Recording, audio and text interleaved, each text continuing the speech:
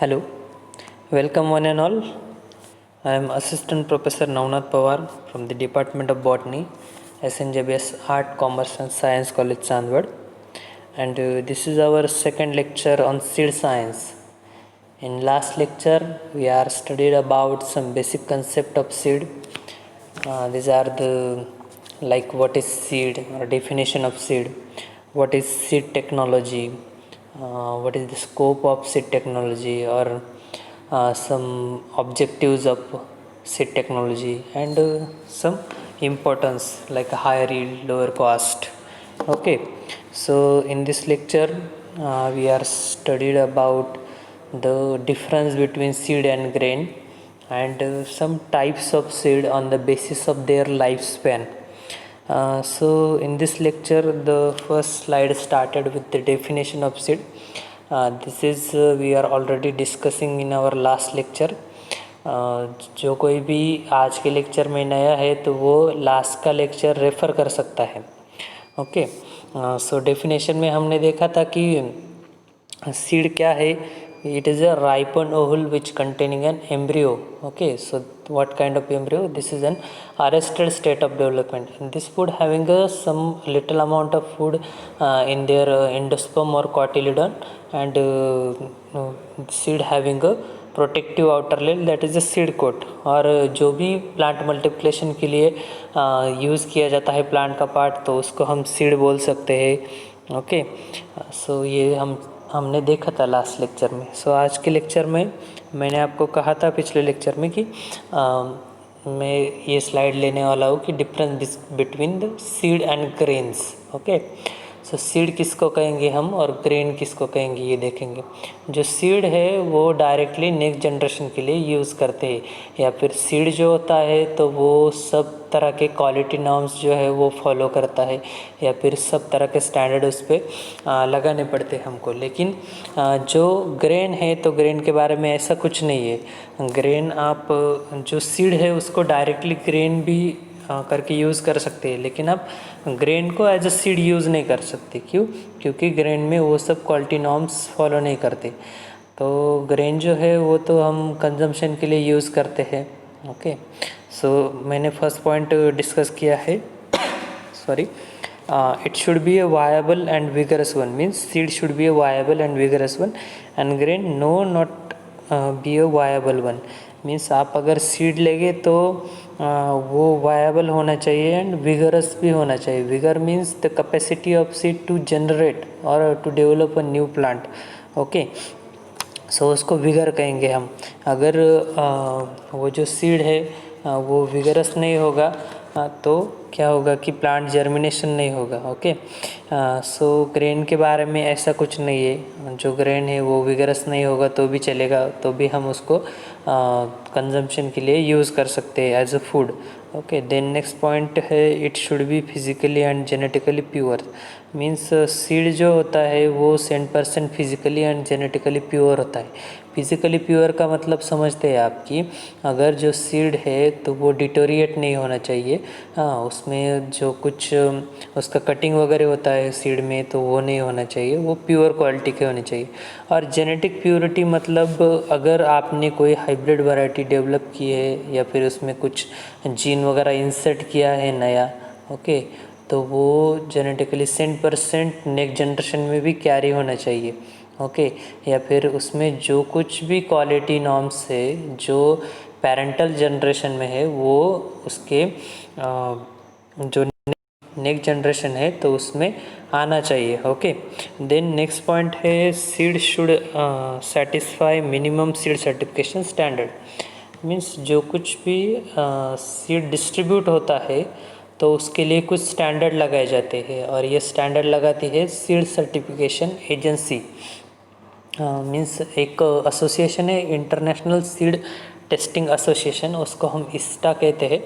और वो जो है तो वो सर्टिफिकेशन के कुछ नियम है वो डिसाइड करके उसने दिए हैं. तो हमारी कंट्री में भी ऐसा है, जब भी सीड फार्मर को डिस्ट्रीब्यूट किया जाता है तो उस पर कुछ स्टैंडर्ड लगाए जाते हैं. ओके, सो जब भी सीड आप लेंगे तो उसने वो सीड सर्टिफिकेशन के सब स्टैंडर्ड फॉलो करने चाहिए.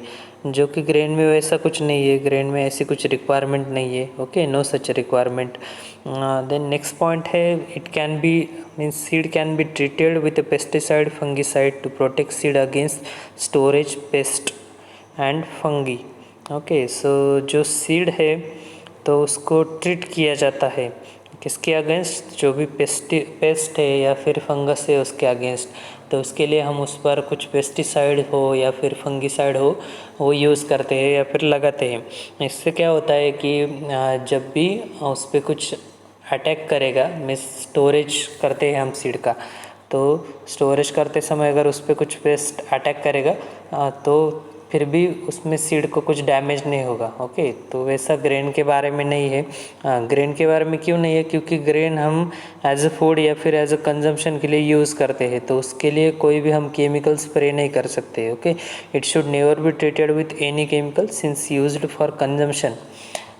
अगर ऐसा किया तो क्या होगा कि वो पॉइज़न हमारे अंदर भी चला जाएगा, इसलिए उसको कुछ ट्रीट वगैरह नहीं करते हैं।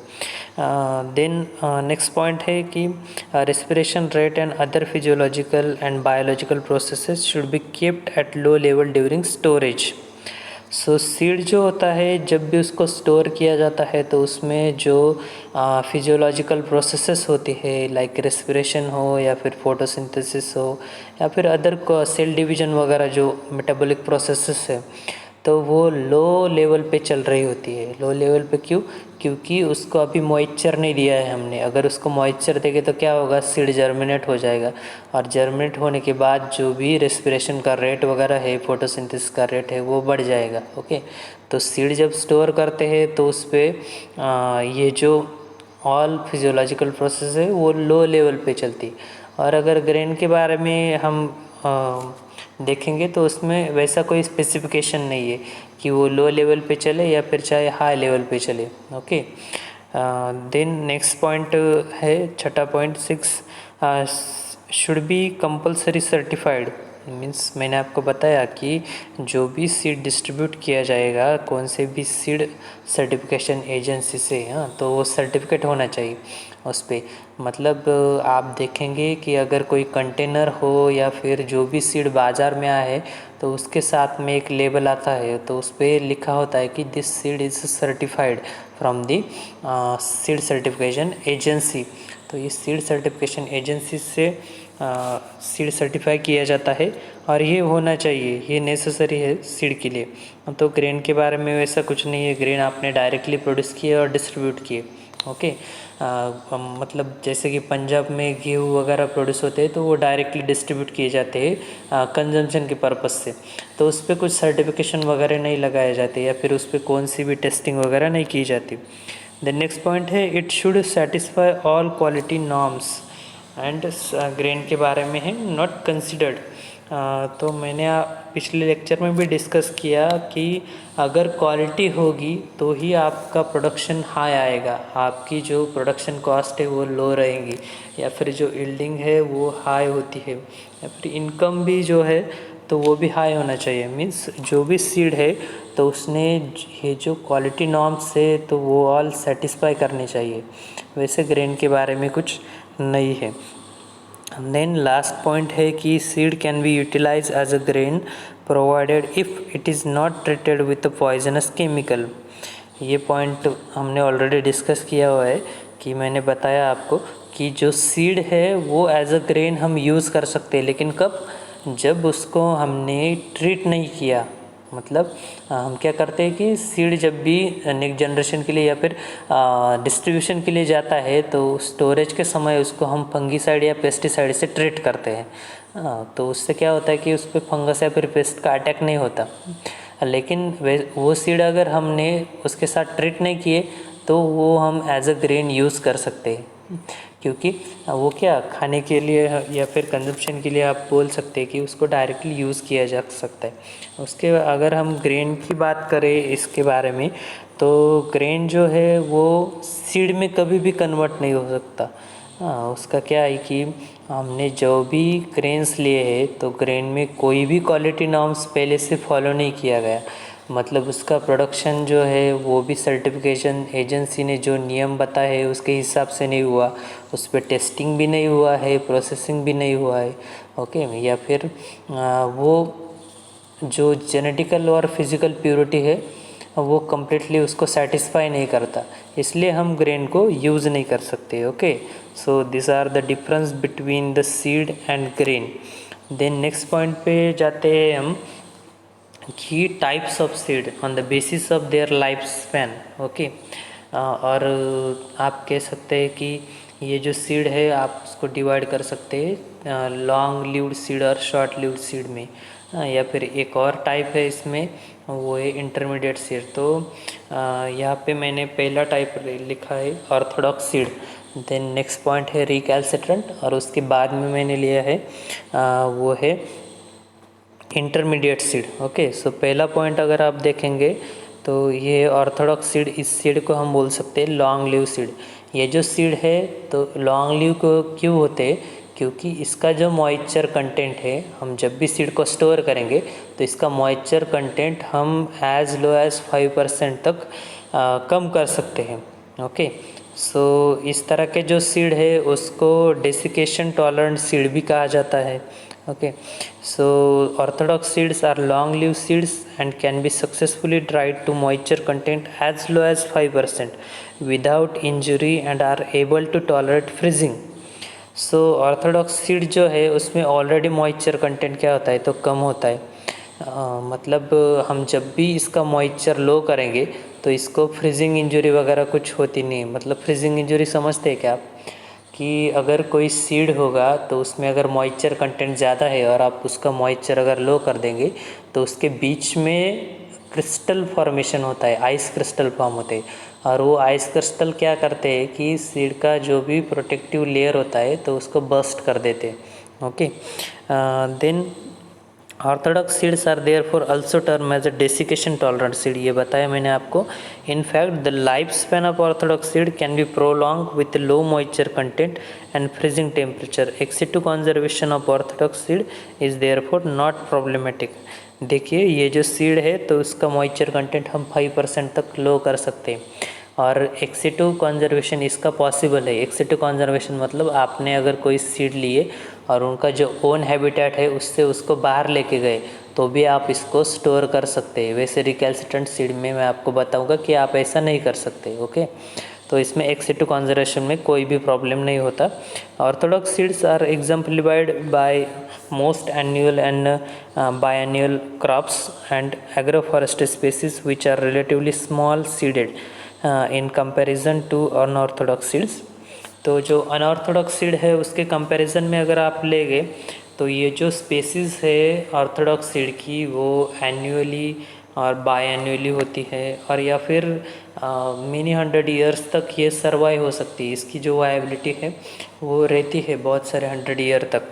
तो ये जो सीड है as compare to recalcitrant seed ये छोटे होते हैं। Okay, so orthodox seed include the example. So some example यहाँ पे दिए हुए हैं मैंने। So citrus aurantifolia, capsicum annuum, hamelia patens, then lantana camara, then guava means psidium guajava and cashew. So and most grain and legumes type. So ये जो orthodox seed है वो ग्रेन या फिर लेग्यूम टाइप के होते हैं। सो द लॉन्जिविटी और life span of orthodox seed में vary from over a year to many 100 years depending upon the particular species and storage condition. So देखिए यहाँ पे ये जो सीड होते हैं वो मैंने लिखा है कि वो मेनी 100 ईयर्स तक सर्वाइव कर सकते हैं या फिर उनकी वायबिलिटी वैसी ही रहती है। तो उसके लिए एक जूडियन पाम का एग्जांपल दिया हुआ है मैंने नीचे कि 2000 ईयर जूडियन पाम जो है वो 2005 में उसको स्प्राउट किया गया सक्सेसफुली। मीन्स क्या हुआ कि उस टाइम एक्सीडेंटल स्टोरेज से मीन्स कुछ एक्सीडेंट हुआ होगा, कुछ इंसिडेंट ऐसा हैपन हुआ जिससे कि ये जो सीड है वो स्टोर हो गया। लेकिन स्टोर करते समय या फिर स्टोर होते समय उसमें वो सब बातें आ गई जो कि कंट्रोल जर्मिनेशन के लिए चाहिए। Okay, so a notable example of long-lived orthodox seed which survive accidentally storage followed by controlled germination as maintained earlier. In the case of 2000-year-old Judean date palm seed which was successfully sprouted in 2005. However, the upper survival time limit of properly stored orthodox seed remain unknown. So यहाँ पे मैंने example जो बताया देखिए, वो 2000 year old जो जूडियन palm था वो स्प्राउट किया गया है सक्सेसफुली 2005 में। और जो ऑर्थोडॉक्स सीड है तो उनका लाइफ स्पैन अभी भी हमको पता नहीं कि कितना है।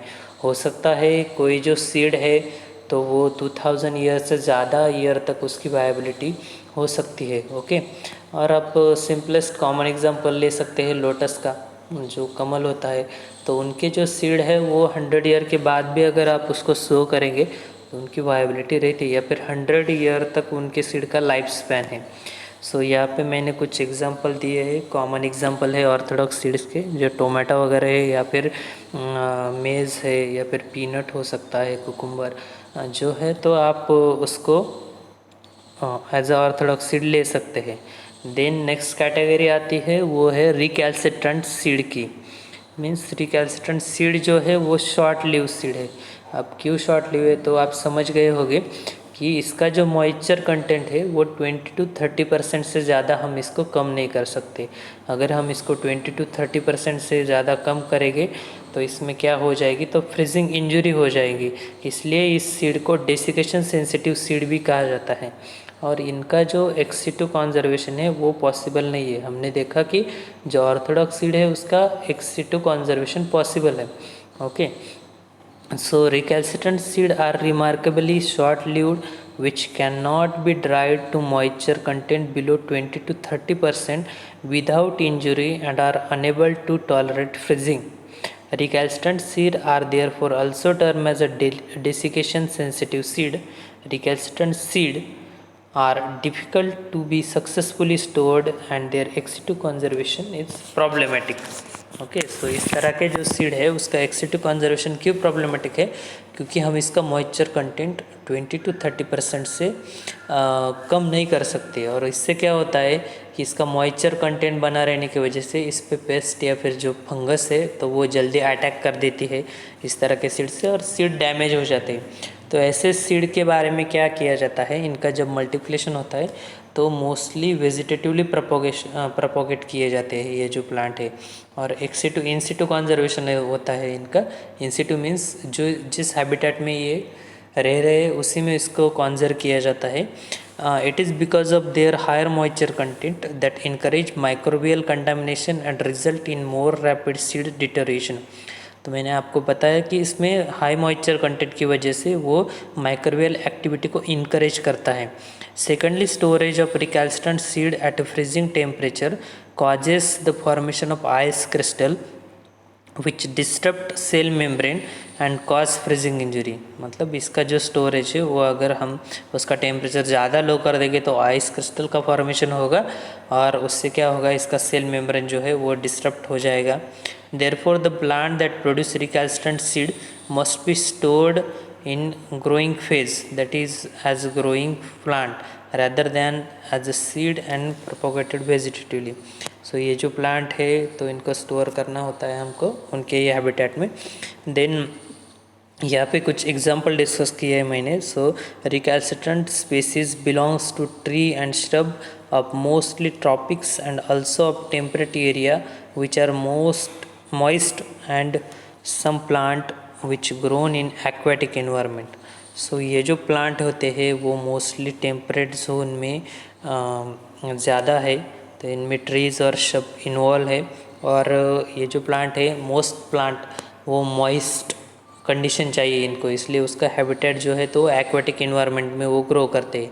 सो some common example of plant that produce recalcitrant seed.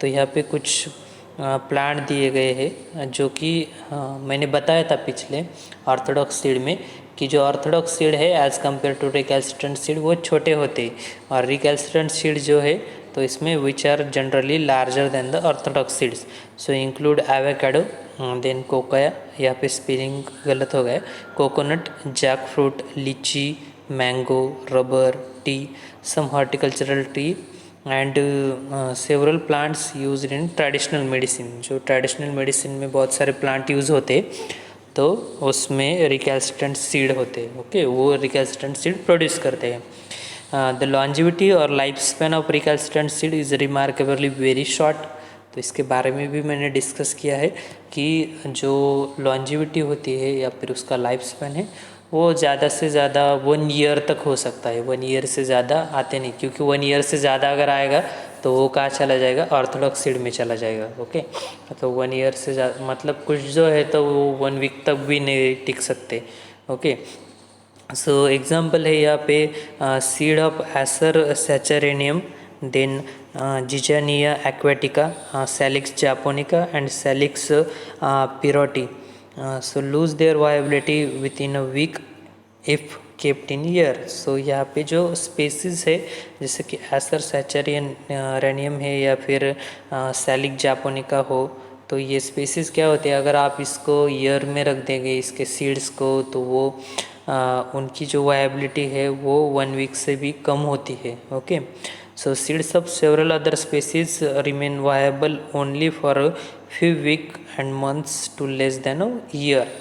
तो ये जो रिकैल्सिट्रेंट सीड है तो इनकी जो स्पेसीज़ है वो ज़्यादा से ज़्यादा 1 वीक तक या फिर मंथ तक या फिर लेस देन ईयर तक वो रह सकती है viable, okay. So this is a recalcitrant seed. Then यहाँ पे एग्जांपल दिए हुए मैंने कुछ कॉमन कोकोनट, मैंगो वगैरह, तो आप देख सकते हैं। देन नेक्स्ट पॉइंट डिस्कस करूँगा मैं, वो है इंटरमीडिएट सीड्स। सो इंटरमीडिएट सीड किसको कहेंगे हम, मतलब जो ऑर्थोडॉक्स सीड है और जो रिकैल्सिट्रेंट सीड है उनके बीच में कौन से सीड आते हैं, तो ज़्यादा ऐसे सीड नहीं है जो इन दोनों के बीच में आते हैं, जैसे कॉफ़ी और सिट्रस, 2 ही एग्जांपल यहाँ पे मैंने लिए हैं। तो ये जो सीड है इनका मॉइस्चर कंटेंट हम 5% से कम नहीं कर सकते, ओके। ये मॉइस्चर कंटेंट जो है वो 5% से कम नहीं हो सकता और 20% से ज़्यादा भी नहीं हो सकता, ओके। सो इनका जो मॉइस्चर कंटेंट है वो 5% से 20% के बीच में वैरी होता है, जैसे कि 70-80 डिग्री सेल्सियस तक आप 80 तक आप इसका मॉइस्चर कंटेंट लो कर सकते हैं, ओके। या फिर इसका टेम्परेचर भी आपको वही रखना पड़ेगा। It has been observed by many scientist that certain seeds do not conformally fully either to orthodox और रिकैल्सिट्रेंट कैटेगरी। सो जब साइंटिस्ट स्टडी कर रहे थे रिकैल्सिट्रेंट सीड का मिस 19th सेंचुरी में, तो उस टाइम पे क्या था कि उन्होंने 2 कैटेगरी बता दी सीड की, एक जो है वो ऑर्थोडॉक्स सीड है, दूसरा जो है वो रिकैल्सिट्रेंट सीड है। लेकिन कुछ साइंटिस्ट को ऐसा दिखाई दिया कि कुछ जो सीड है वो फुल्ली ऑर्थोडॉक्स सीड भी नहीं है और फुल्ली रिकैल्सिट्रेंट भी नहीं है। इसलिए जो इल्स नाम का एक साइंटिस्ट था तो उसमें 1991 में ये एक अलग कैटेगरी बना दी इसकी। So some of this seeds में have limited desiccation tolerance but are sensitive to freezing temperature. For these seeds an intermediate category has been suggested by Ills 1991। सो या इल्स नाम के साइंटिस्ट ने ये सब बताया है, तो उसमें एग्जांपल दिए हैं सिट्रस एंड कॉफ़ी सीड में fit to this intermediate classification, okay. So यहाँ पे ये जो 2 एग्जांपल है। So this is all about today's lecture. So आज के लेक्चर में हमने क्या देखा, तो पहले सीड की डेफिनेशन जो है वो ब्रीफ में देखी हमने, क्योंकि वो ऑलरेडी डिस्कस की हुई थी। उसके बाद में हमने सीड और ग्रेन में जो डिफरेंस है वो डिफरेंस स्टडी किया, जिसमें कि मैंने 8 पॉइंट्स बताए हैं, वो आप अच्छे से पढ़े, ओके। सिर्फ जो ऑनलाइन आ रहा है आपके लेक्चर सीरीज़ में उतना ही नहीं, आप अपने रेफरेंस बुक यूज़ करिए। आपको अगर इससे ज़्यादा अच्छा रेफरेंस मिलता है तो वो आप यूज़ कर सकते हैं, ओके। देन मैंने बाद में बताया कि लाइफ स्पैन के हिसाब से सीड क्या होते हैं, तो उनको डिस्ट्रीब्यूट किया है orthodox seed, recalcitrant seed and intermediate seed में। तो उसमें हमने कुछ एग्जांपल देखे और ये उनका मॉइस्चर कंटेंट के बारे में भी देखा। तो आप ऐसा पकड़ के चलिए कि सिर्फ कितना पॉइंट याद रखना है कि जो ऑर्थोडॉक्स सीड है उसका मॉइस्चर कंटेंट 5% तक लो कर सकते हैं, उससे कम नहीं जा सकते। जो रिकैल्सिट्रेंट है वो 20 to 30% तक उसका मॉइस्चर लो कर सकते हैं। हाँ, और बात क्या ध्यान में रखनी है, अगर मॉइस्चर कंटेंट अगर रिकैल्सिट्रेंट सीड का बिलो चला गया 20% से, तो क्या होगा, उसको फ्रीजिंग इंजरी हो जाएगी। ओके, उससे क्या होगा, उनका सेल मेम्ब्रेन डिस्टर्ब हो जाएगा। और जो 5% मॉइस्चर कंटेंट है, इसके लिए उनकी लॉन्जिविटी भी ज़्यादा है, उनका वायबिलिटी पीरियड भी ज़्यादा है। और जो रिकैल्सिट्रेंट सीड है तो उनमें मॉइस्चर कंटेंट ज़्यादा होने की वजह से उन पे पेस्ट वगैरह अटैक कर सकता है, और इसकी वजह से उनका क्या है, लाइफ स्पैन कम है। और जो इंटरमीडिएट सीड है तो उसमें वो 5% to 20% के बीच में उसका आप मॉइस्चर कम कर सकते हैं। सो ये 3 कैटेगरी हमने देखी। ओके, आपको अगर समझ में नहीं आया तो मैंने जैसे पहले लेक्चर में कहा था वैसे ही मेरा कॉन्टैक्ट नंबर दिया हुआ है, आप मुझको कॉन्टैक्ट कर सकते हैं। Okay, so thank you for the attention.